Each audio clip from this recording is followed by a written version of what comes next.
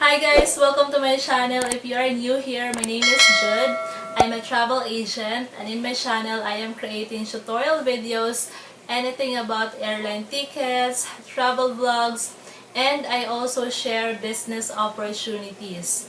Speaking of business opportunities, before I proceed to the main topic about how to check travel fund amount plus things you should know about travel fund, allow me to share to you this business that I am doing for almost 3 years now.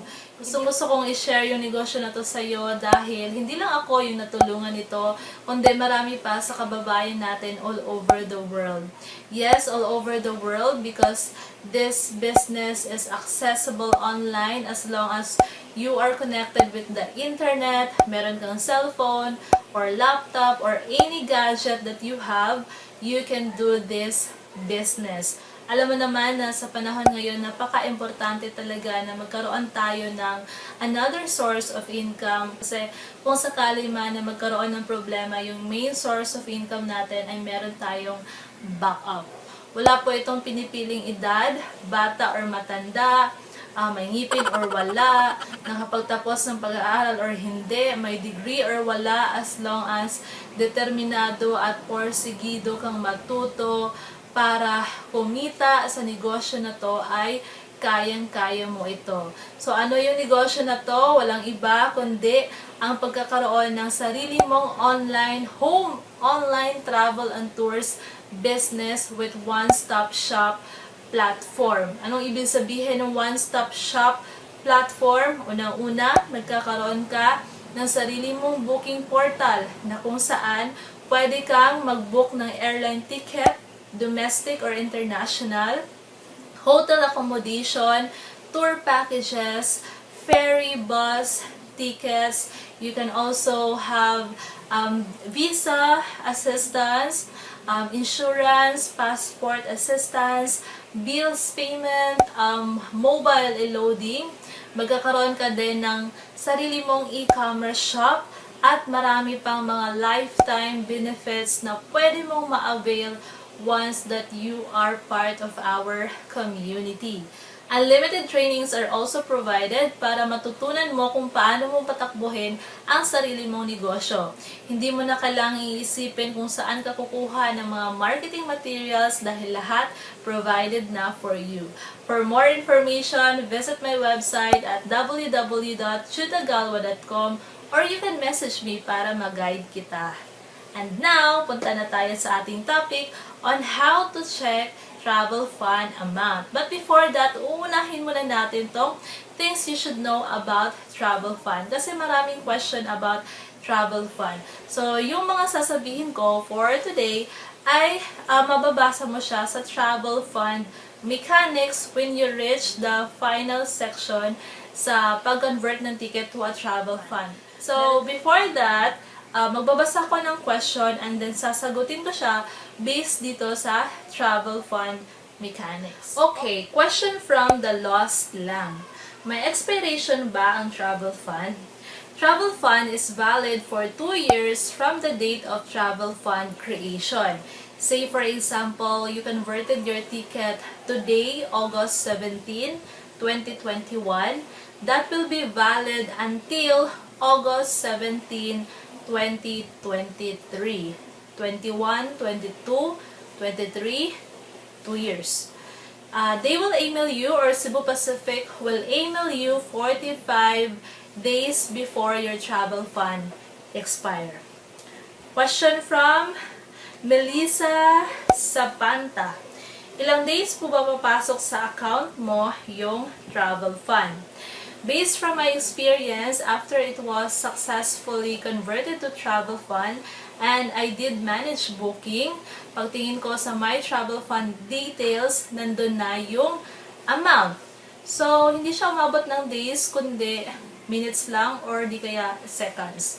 Ganun. Question from Christian Handa.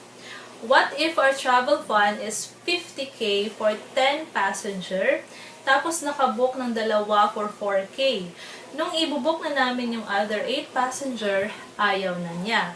Okay, based dito sa travel fund mechanics, travel fund is associated with the guest booking reference number and not with the name of the guest.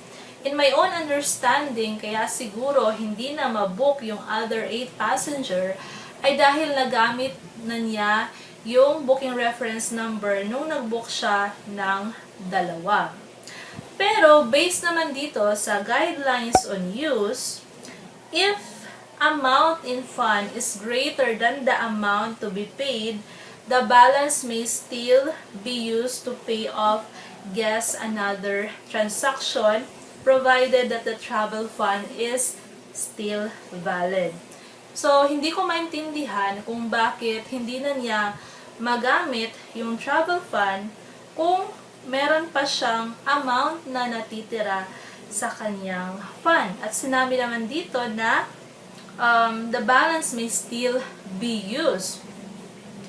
On the other side naman, siguro, yung ibig sabihin nitong the balance may still be used to pay off guests another transaction provided that the travel fund is still valid ay kung, for example, nabook na yung 10 passenger, tapos yung total amount payable is only, example, 40K kasi mababa yung presyo, like malayo pa yung flight. So, example, 40K. So, meron pang 10,000 na natitira. Siguro yun yung pwede na gamitin pa to other transaction kasi nabook mo na lahat ng mga nasa original na nasa booking or nasa record. So guys, feel free to comment down below your thoughts, your opinions about this situation para naman makapag-exchange tayo ng ideas at para maliwanagan lahat. At kung sakaling hindi mo mahahanap yung sagot sa tanong mo dito sa comment section, dito sa mga info dito, pumunta ka sa Cebu Pacific Ticketing Office or mag-email sa kanila dahil sila talaga yung pwedeng makasagot sa tanong na yan. Dahil sayang din naman yung natitirang travel fund kung hindi magamit at napakalaking halaga naman yun. Okay, next question from Bell CM. Na-convert ko na po ang ticket ko into travel fund last year pa. Since hindi kami makauwi, pwede ba ang mama at papa ko ang gagamit using my travel fund?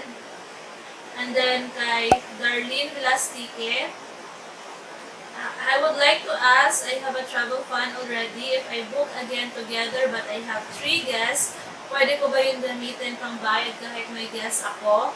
And then question from Kyle David Kapangpangan. Sa case namin, Cebpac kami, yung travel fund ko is almost 23K. Bala ko gamitin na lang for my international flights na solo flight ako. Possible ba yun kahit di sila kasama?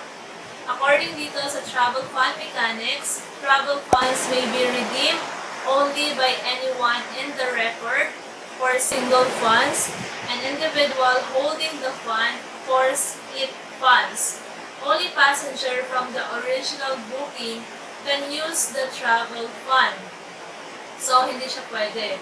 Pero meron akong nabasa dati na pwede mo itong gamitin yung travel fund kung may isa dun sa original booking na kasama sa new booking.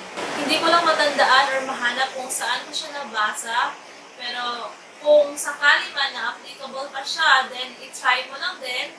Or kung hindi naman, no choice ka talaga, kundi kung sino man yung nasa original booking, siya lang din yung pwedeng gagamit. Okay? Question from Raymond Magpulong. Paano po pag may dalawang travel funds ako, both under my name? Kaso kahit alin sa dalawa is insufficient sa napili kong flight. Pero pag i-combine ko yung dalawang travel funds, kasya na siya doon sa flight ko.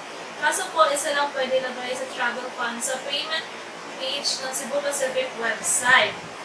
Sabi dito sa travel fund mechanics, if a guest has multiple travel funds, he may combine these funds and apply to a single transaction.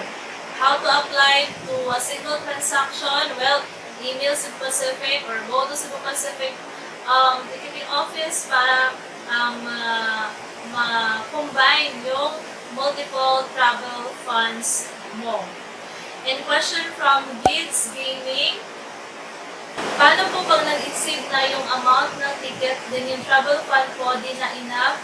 Like example, 3K plus in travel, then almost 5K po nung na-check ng panibagong ticket. Pwede po ba yun? Use travel fund, then payment basis na lang yung balance? The answer is, if the amount in fund is less than the amount to be paid, guests may make additional payment using another form of payment. Yes, pwede mong gamitin yung travel fund mo, and kung sakaling merong kulang, mag-pay ka na lang using another form of payment. You can pay using credit card or debit card, PayPal, or doon sa mga remittance center. Question from Daniel Johnson Razo, pwede mo ba siya i-convert na lang as funds? Refund ko na lang yung ano nga itong AED 970 instead as of this day prior expiry date? You can only refund your travel fund if you met all of these conditions. Your flight was canceled by us and travel date was between March 15, 2020 and July 31, 2020. You converted your booking to travel fund after your flight was canceled. And number 3, your travel fund remains unused after 1 year validity. Partially redeemed travel fund is considered used. So if you met these conditions, you can request to refund your travel fund by chatting with the live chat agent dito sa cebpapacificair.com. Itong si Charlie.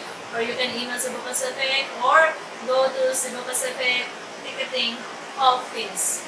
And now let's go to my screen so that I can show you how to check your travel fund amount. First, go to cebpacificair.com. Welcome to the new Cebu Pacific website. Just click next.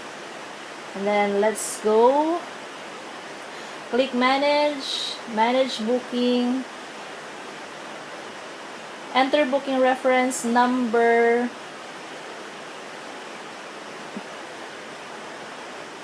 And then surname. And click continue.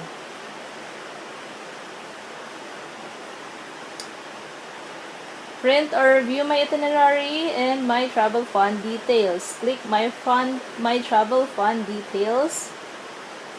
So this is your travel fund summary, transaction history, and credit details. Creation date, expiry date, credit amount, and remaining amount. Ganyan lang siya kasimple.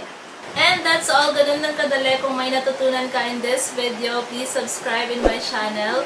You can also leave a comment below. You can say hi, hello, good day, or whatever you want to say as long as it is a friendly comment.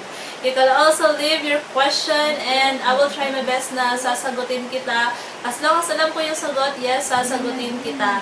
Again, don't forget to like and subscribe. Thank you so much for watching. Thank you for supporting me and keep safe everyone and God bless. Bye!